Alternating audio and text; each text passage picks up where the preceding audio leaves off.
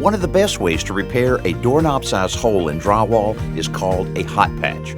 The name stems from the fact that pros often use fast setting or hot joint compound for this job.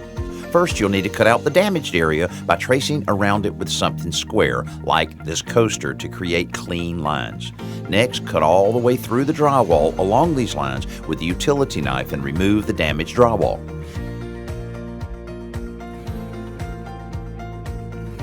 Now get a small piece of new drywall from the home center and turn it face down so you can trace the same square on the brown paper backing.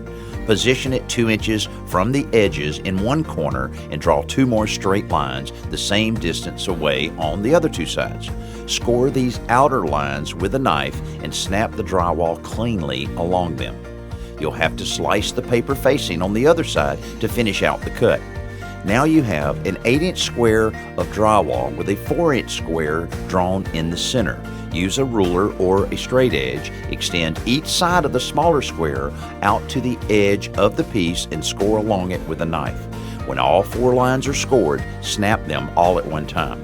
But this time, don't cut the paper facing. Simply peel away the backing and the gypsum cord to leave the face paper.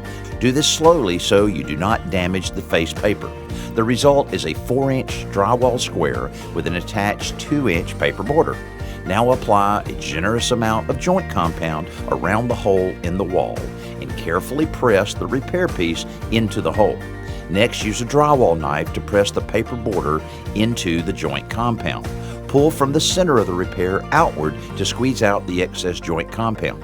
Finally, apply multiple thin layers of joint compound across the whole repair, making sure to sand between each coat.